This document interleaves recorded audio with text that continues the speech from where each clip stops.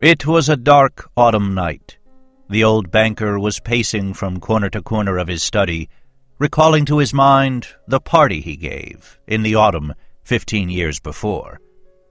There were many clever people at the party, and much interesting conversation. They talked, among other things, of capital punishment.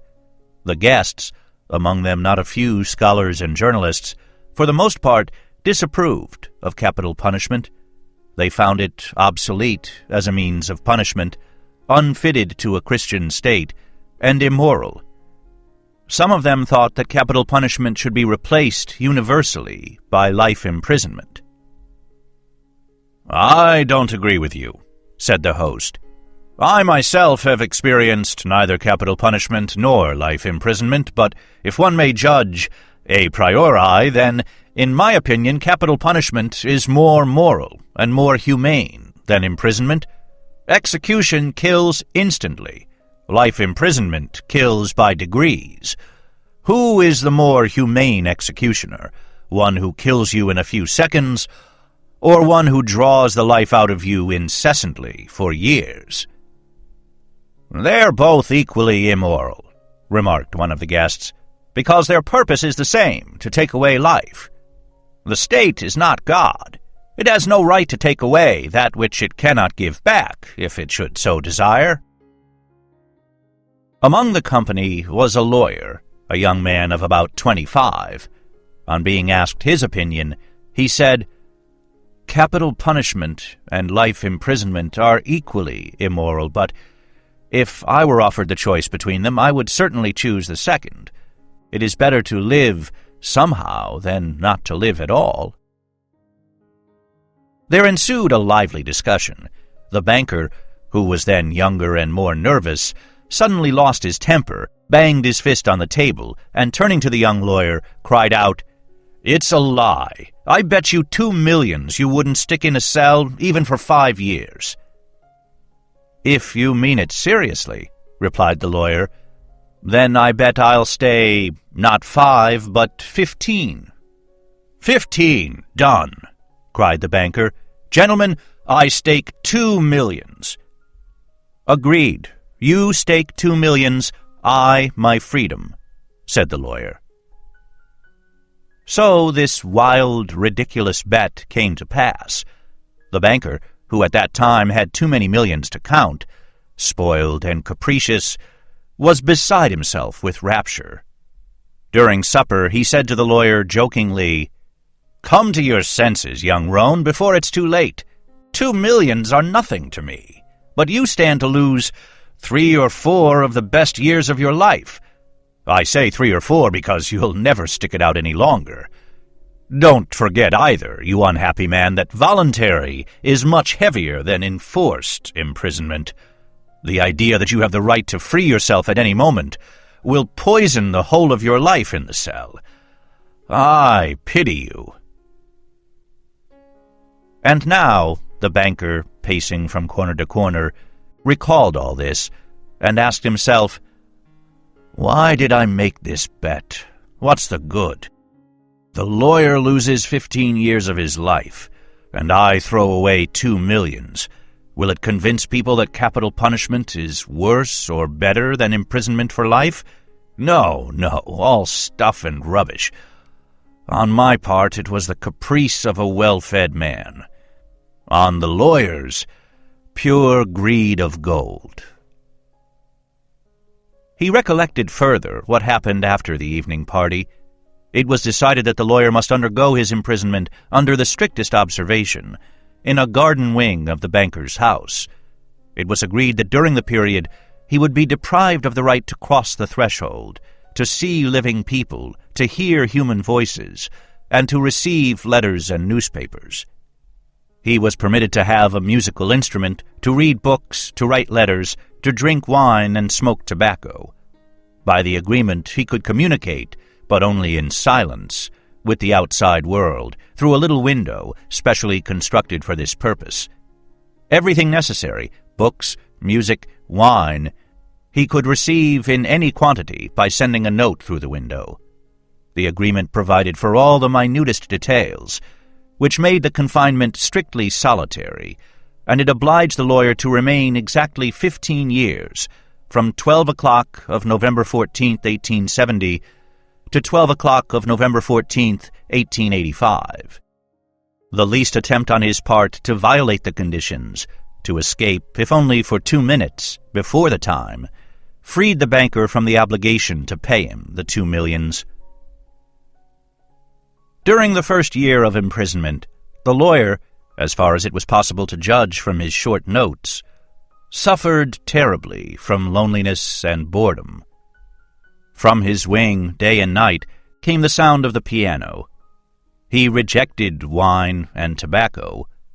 "Wine," he wrote, "excites desires, and desires are the chief foes of a prisoner. Besides, nothing is more boring than to drink good wine alone. And tobacco spoils the air in his room." During the first year, the lawyer was sent books of a light character, novels with a complicated love interest, stories of crime and fantasy, comedies, and so on.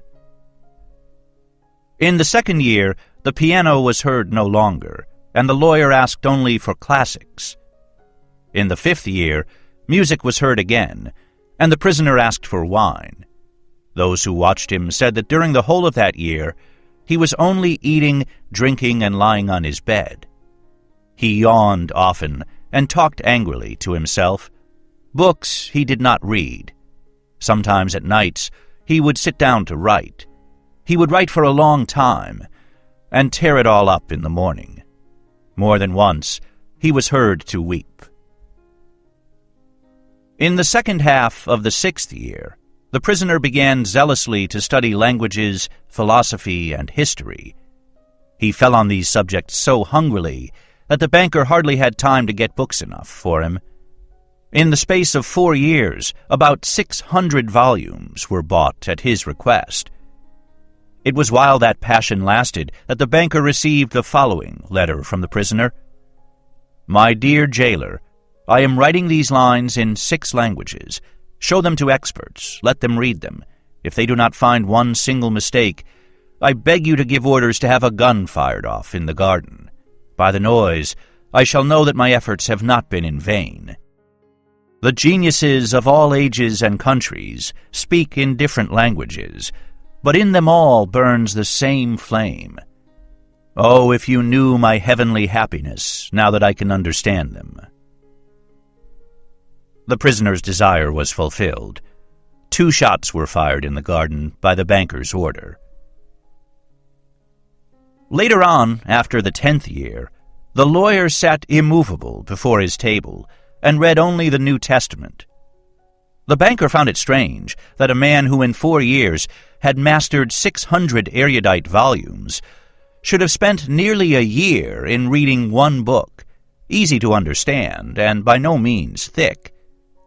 The New Testament was then replaced by the history of religions and theology. During the last 2 years of his confinement, the prisoner read an extraordinary amount, quite haphazard. Now he would apply himself to the natural sciences. Then he would read Byron or Shakespeare. Notes used to come from him in which he asked to be sent at the same time a book on chemistry, a textbook of medicine, a novel, and some treatise on philosophy or theology. He read as though he were swimming in the sea among broken pieces of wreckage, and in his desire to save his life was eagerly grasping one piece after another. The banker recalled all this, and thought, "Tomorrow at 12 o'clock he receives his freedom. Under the agreement, I shall have to pay him $2 million. If I pay, it's all over with me. I am ruined forever." 15 years before, he had too many millions to count, but now he was afraid to ask himself which he had more of, money or debts.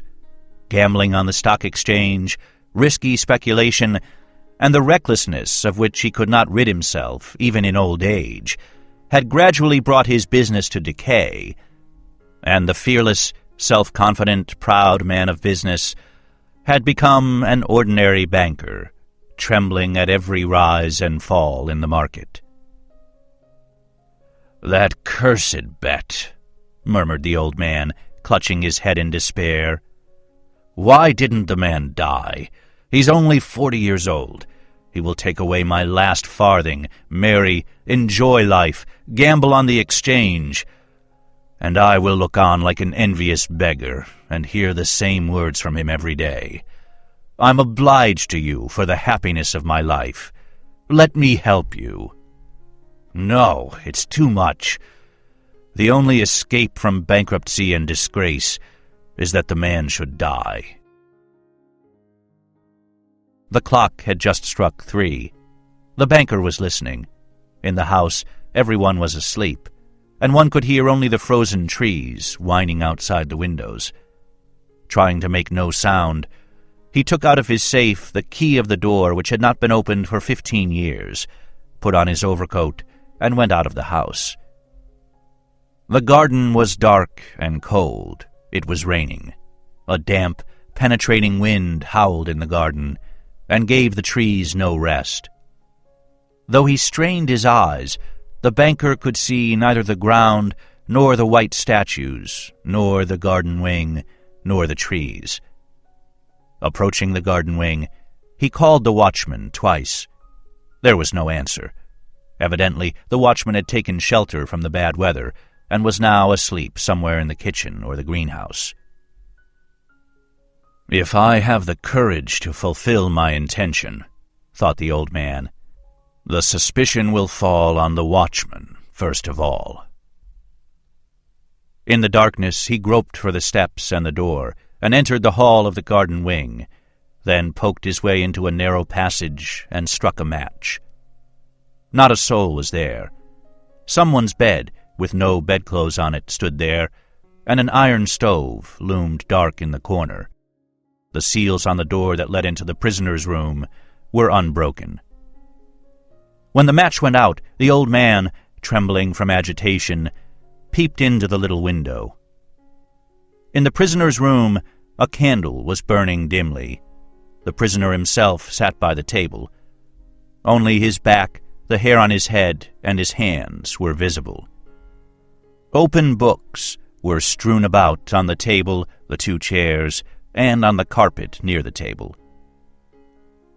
5 minutes passed, and the prisoner never once stirred. 15 years' confinement had taught him to sit motionless. The banker tapped on the window with his finger, but the prisoner made no movement in reply. Then the banker cautiously tore the seals from the door and put the key into the lock. The rusty lock gave a hoarse groan, and the door creaked. The banker expected instantly to hear a cry of surprise and the sound of steps. 3 minutes passed, and it was as quiet inside as it had been before. He made up his mind to enter. Before the table sat a man, unlike an ordinary human being.